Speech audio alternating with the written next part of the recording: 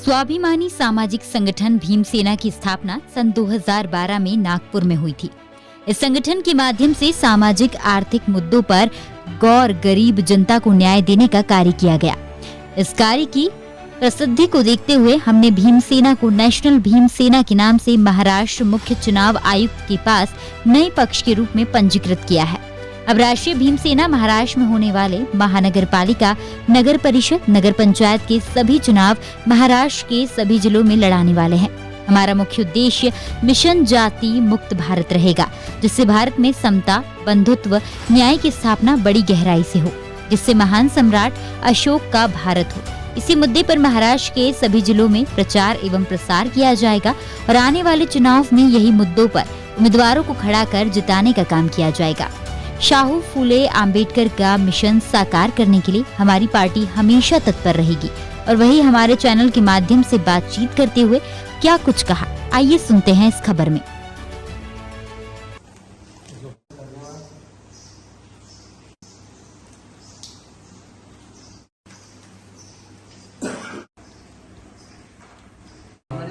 आवाज के लिए फोटो का ओके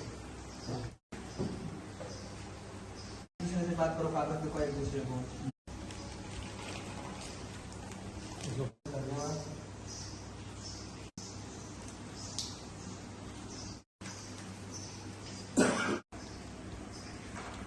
हमारे आवाज के लिए फोटो का ओके से बात करो, कागज पे एक दूसरे को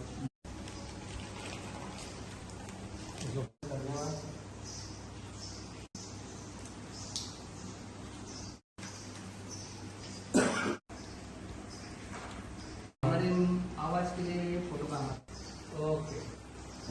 ठाणे जिले के भिवंडी शहर के सभी पत्रकार बंधुओं को नमस्कार, जय भीम नवोदय। साथियों, आज जो पत्र परिषद रखी गई है वो पत्र परिषद का मेन मुद्दा यह है कि जो स्वाभिमानी सामाजिक संगठन भीमसेना अब उसका रूपांतर राजनीति में हुआ है और हम लोगों का जो राजनीति रजिस्ट्रेशन है यानी पंजीकृत है वो महाराष्ट्र चुनाव आयोग से हमारा रजिस्ट्रेशन हुआ है और अभी हमारा नया पक्ष करके नेशनल भीमसेना यानी जिसको हिंदी में राष्ट्रीय भीमसेना कहा जाता है, तो उस आधार पर अभी हम लोग राष्ट्रीय भीमसेना के नाम से हम लोग पूरे महाराष्ट्र में इलेक्शन लड़ाने वाले हैं। इलेक्शन लड़ाना ये क्यों हमें यानी राजनीति में आना, ये हमारा जो मुद्दा था वो स्पष्ट था, क्योंकि समाज सेवा का अंत ही राजनीति होता है, ऐसा बाबा साहब ने कहा था। तो हम लोग इस मुद्दे को राजनीति मुद्दे लेके हम लोग इसलिए आए मैदान में कि हम लोग इस देश में जो व्यवस्था है, तो आपने देखा होगा 1947 में तब से लेके तो अभी तक ये व्यवस्था जाति आधार पर इलेक्शन लड़ाती है, धर्म के आधार पर इलेक्शन लड़ाती है और इस देश में जाति धर्म की लड़ाई होती है, जाति धर्म का भेदभाव होता है। तो हम लोगों ने ये सोचा कि अगर हम पार्टी बनाएंगे तो हम जाति मुक्त भारत बनाएंगे, न्याय स्वतंत्र न्याय के आधार पर हमारा विचारधारा होनी चाहिए। तो हम लोगों का सबसे महत्वपूर्ण उद्देश्य ये था कि हम इस देश में जाति मुक्त भारत बनाना चाहते हैं, अशोक सम्राट का राज्य लाना चाहते हैं। तो हमारा सबसे जो उद्देश्य है, ये उद्देश्य के लिए हम लोग मैदान में उतरे। तो हमें ये समझ में आया कि अगर राजनीति पार्टी होती है तो राजनीति पार्टी से ही काम नहीं चलेगा। इस वजह से हमारे 3 संगठन हैं। पहला संगठन है वो जो धार्मिक है, वो है national and international Buddhist society. दूसरा हमारा सामाजिक संगठन है वो है स्वाभिमानी सामाजिक संगठन भीमसेना। तीसरा हमारा राजनीति पार्टी है वो है नेशनल भीमसेना यानी राष्ट्रीय भीमसेना। तो आप लोगों को मैं ये बताना चाहता हूँ कि जब बाबा साहब थे तो बाबा साहब के भी 3 संगठन, बाबा साहब ने भी 3 संगठन बनाए थे। भारतीय बौद्ध महासभा बनाए थे, समता सैनिक दल बनाए थे और रिपब्लिकन पार्टी ऑफ इंडिया बनाए थे। परंतु बाबा साहब के जाने के बाद क्या हो गया कि सभी व्यक्ति ने एक एक पार्टी लेके अपनी व्यक्तिगत पार्टी बना दी, अपने व्यक्तिगत प्रॉपर्टी बना के इस पार्टी को विभाजन कर दिया, टुकड़े टुकड़े में उसको कर दिया। तो रिपब्लिकन पार्टी के आज हम लोग देखा जाए तो 50 टुकड़े हैं। समता सैनिक दल के पूरे भारत में देखा जाए तो 200 से 300 टुकड़े हैं और भारतीय बौद्ध महासभा के भी आप देखा जाए तो उसके भी टुकड़े टुकड़े हुए हैं। तो इस वजह से हम लोग कामयाब नहीं हुए। अगर हमें ऐसा लगता है कि अब अगर हमें इस देश में सत्ताधारी बनना है, इस देश में व्यवस्था परिवर्तन करना है, तो हमें तीनों विंग को लेके चलना होना, तीनों विंग का नेतृत्व करना होगा। तो आपको मैं ये बताना चाहता हूँ, ये तीनों विंग का मैं राष्ट्रीय अध्यक्ष हूँ और ये तीनों विंग जो हमने बनाई है ये पंजीकृत है। भीमसेना नागपुर से पंजीकृत है और राष्ट्रीय भीमसेना पार्टी जो बनी है ये मुंबई से है और नेशनल इंटरनेशनल बुद्धिस्ट सोसाइटी ये हमारी दिल्ली से पंजीकृत है, यानी वहाँ से रजिस्ट्रेशन है। तो हमारे जो संगठन है ये पूरे केंद्रीय सरकार मान्यता प्राप्त संगठन है हमारे, और हम इस आधार पर पूरे देश में काम कर रहे हैं। होता यह है कि हमारा जो संगठन और हमारे जो उद्देश्य है ये देशव्यापी है। पूरे देश में हम जाति मुक्त भारत बनाना चाहते हैं। पूरे देश को हम लोग बाबा साहब के विचारधारा से जोड़ना चाहते हैं। बाबा साहब ने हमें बौद्ध धर्म में लाए, हमें लोगों को ये मार्ग बताना चाहते हैं कि बाबा साहब ने हमें बौद्ध धर्म में क्यों लाया। तो बौद्ध धर्म में क्या चीज है, तो बौद्ध धर्म में साइंस है, समतामूलक है, यानी जो व्यक्ति अपने पैर पे आत्मनिर्भर हो सकता है वो बुद्धिज्म है। बुद्धिज्म जीने का मार्ग देता, रास्ता देता। संविधान हमें लड़ने के लिए, अपने अधिकार पाने के लिए हमें संविधान हमें बाबा साहब ने दिया हुआ। तो हमें यही मुद्दे को लेके हम लोग इस इलेक्शन को और इस देश में व्यवस्था परिवर्तन करना चाहते हैं। और व्यवस्था परिवर्तन बोले तो एक जिले और एक राज्य से नहीं होती है। तो हमारी शुरुआत ये महाराष्ट्र से हुई है। वो इसलिए हुई है कि अभी हम लोगों ने देखा कि महाराष्ट्र में ओबीसी आरक्षण की वजह से ये इलेक्शन जो छोटे इलेक्शन थे ये पेंडिंग थे। फरवरी महीने में हो जाना था 2023 में, पर 2022 के फरवरी में हो जाना था, पर 2022 के फरवरी में नहीं हुए। हो सकता है वो नवंबर दिसंबर में हो सकते हैं। तो हम लोगों ने ये अनुमान लगाया कि अगर हमारी विचारधारा, हमारा उद्देश्य, हम इलेक्शन के माध्यम से लोगों के पास जाएंगे, समाज के पास जाएंगे और लोगों को अवगत कराएंगे कि हमारा उद्देश्य जाति मुक्त भारत है। हम इस देश में स्वतंत्र चाहते हैं। आज भी हमने देखा है कि हम लोग आज भी गुलाम है, आज भी मनुवादी और व्यवस्था के हम लोग आज भी गुलाम है। परंतु इस गुलामी से हमें जब न्याय मिलेगा, जब हम इस देश से हम आजादी, हमारी जो जाति है, जब हम वो जाति छोड़ते हैं तब हम इस देश में आजाद हो गए। तो मैं सभी लोगों से ये कहना चाहता हूँ कि हमें जाति देकर हमें गुलाम बना गया। अभी हमें जाति, जिसने हमें जाति दी है, हमें जाति उन्हें वापस करने है। अगर हम उसे जाति वापस कर देते तो हम लोग एक कैटेगरी में यानी बुद्धिज्म में आ जाते हैं। तो बुद्धिज्म में आने से हमारी संख्या बढ़ेगी। मैं मानता हूं कि आज हमारी संख्या 1% है। इस देश में 99% लोग हैं अंधविश्वास और पाखंडवाद को मानने वाले लोग हैं। परंतु मुझे पूरा विश्वास है कि जो 1% लोग हैं, मैं उन्हीं लोगों को इकट्ठा करने की कोशिश करूंगा।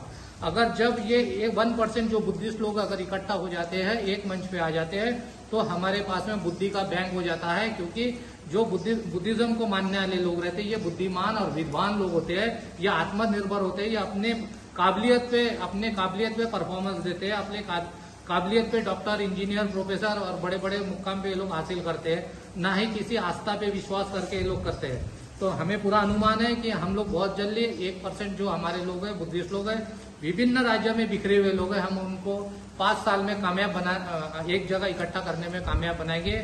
और मैं बार बार यही बताना चाहता हूँ कि अगर हमारी तीनों विंग अगर अच्छे से काम करती है तो हम इस देश में सत्ता परिवर्तन कर सकते हैं, इस देश में व्यवस्था परिवर्तन कर सकते हैं। अगर हमारी एक भी विंग अगर इसमें से बंद होती है तो हमें बड़े मुश्किल का सामना करना पड़ेगा।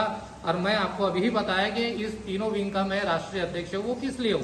मैं इसलिए राष्ट्रीय अध्यक्ष हूँ कि अगर हम किसी व्यक्ति को या किसी को राष्ट्रीय अध्यक्ष बनाते हैं, कुछ 5 साल में या 10 साल के बाद में तू मैं या कुछ मन मुटाव होता है, अगर वो व्यक्ति एक संगठन को भी लेके अगर वो बाहर चले जाता है, वो हमारे विचारधारा से फिर बाद में सहमत नहीं होता है, तो हमें फिर बैक आना पड़ेगा और फिर हम जीरो के कगार पे आके खड़े हो जाएंगे। इस वजह से तीनों संगठन का नेतृत्व मैं अपने हाथ में रखा हूँ और मुझे पूरा विश्वास है पूरा समाज मेरे साथ आएगा और पूरे लोगों को मैं कन्वेंस करने के लिए मैं लोगों को कन्वेंस करूंगा।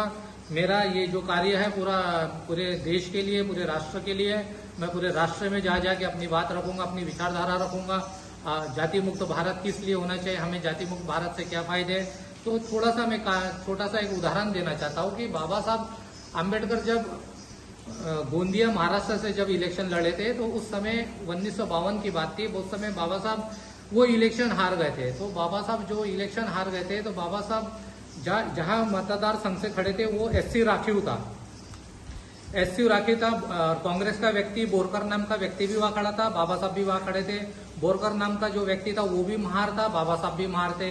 पर बाबा साहब महार में से सोमवंशी थे और जो बोरकर नाम का व्यक्ति थे वो महार में से पोड़ जाति से वो लाड़वन थे। तो उस गांव में लाड़वन परिवार ज्यादा रहता था, लाड़वन समाज के लोग ज्यादा रहते थे, यानी उस समय पोड़ जाति भी होती थी, जाति होती थी और पोड़ जाति भी होती थी।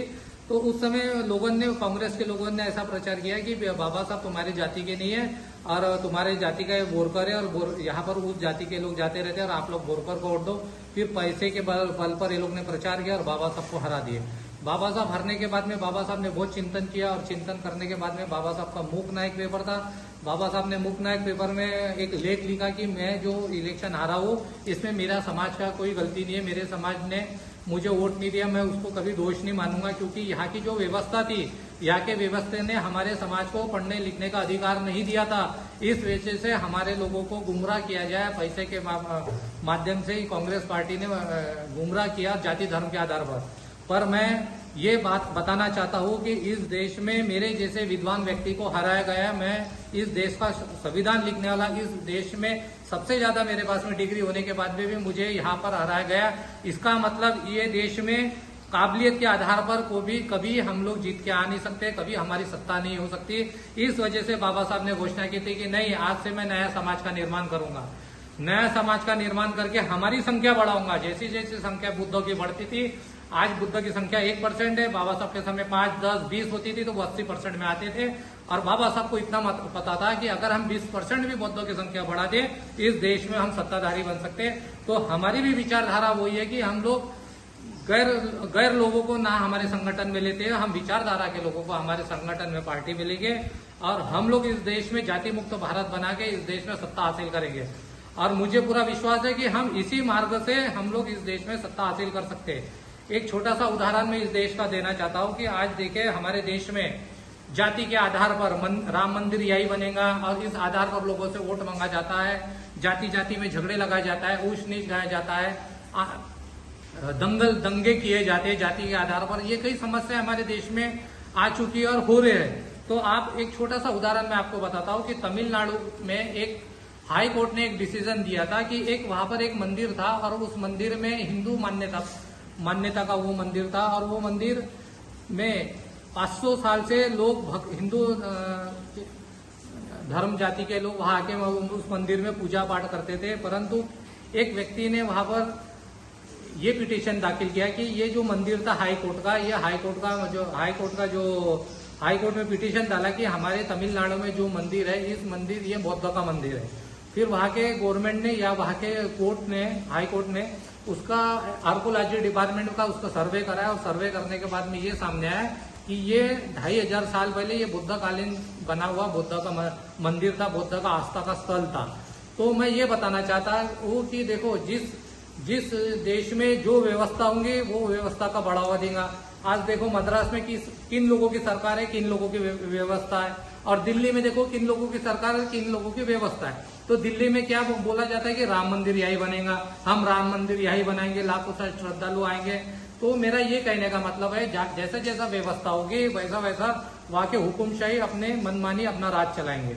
तो हमें इन हुकुमशाही से लड़ने के लिए हमारे पास में विचारिक शक्ति है, विचारिक ताकत है और हम विचारिक ताकत बाबा साहब का संविधान और तथागत गौतम बुद्ध के मार्ग पर चलते हैं हम इस देश की व्यवस्था परिवर्तन करेंगे, इस देश में शासनकर्ता बनेंगे और इस देश में बौद्ध का राज होगा और बौद्ध का राजा बनेगा। सबसे पहला मुद्दा यह है इलेक्शन को लेके। हम ये चाहते हैं कि इलेक्शन में पहले हमारी बात, हमारा उद्देश्य लोगों तक पहुंचे।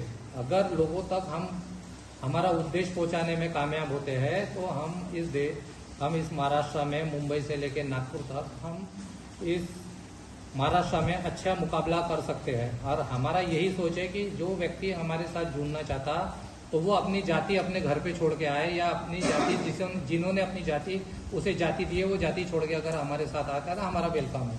तो हम ये चाहते हैं कि हम पहले अपने लोगों को मजबूत करें, अपनी ताकत इकट्ठा करें। हम ये नहीं चाहते कि बाकी के लोग भी हमारे साथ आए और फिर इलेक्शन जीते हारे और जीतने के बाद में फिर वो हमारे से दूर हो जाए और दूसरे पार्टी में चली जाए जीतने का। हम ये नहीं चाहते। इस वजह से हमने ये निर्णय लिया कि हम पहले अपना प्रचार पे ध्यान देंगे। जहां जहां हमारा उद्देश्य लोगों के घर तक पहुंचता है, आपके माध्यम से या बैनर पोस्टर के माध्यम से और भी कई सोशल मीडिया के मार्ग है, उस रास्ते से भी अगर हमारे लोगों के तक हमारा ये उद्देश्य पहुंचता है तो फिर हम लोग हमारी संख्या के आधार पर हम इलेक्शन लड़ाएंगे।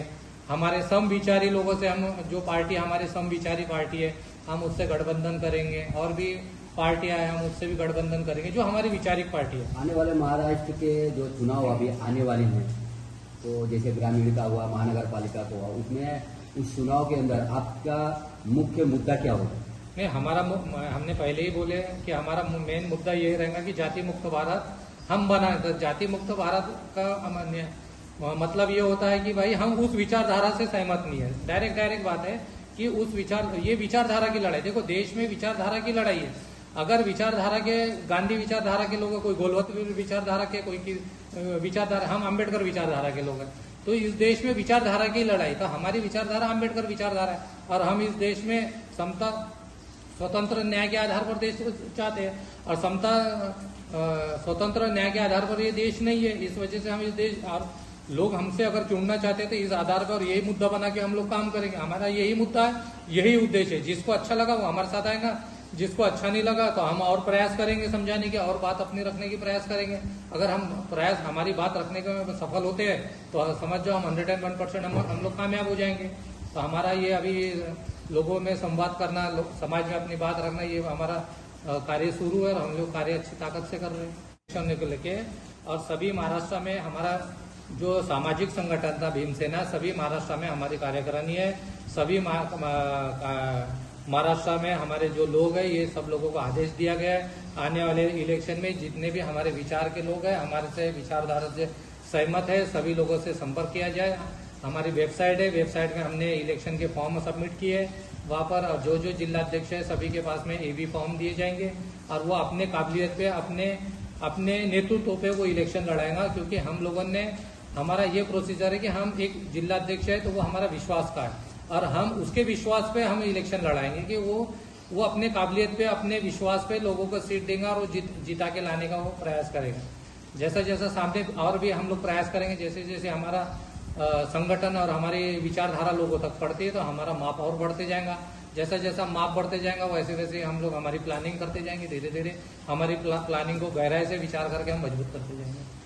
तो आप सभी पत्रकार से यही निवेदन है कि ज्यादा से ज्यादा संख्या में और ज्यादा से ज्यादा लोगों तक हमारे उद्देश्य पहुंचे, ये आपसे उम्मीद करता हूँ। धन्यवाद।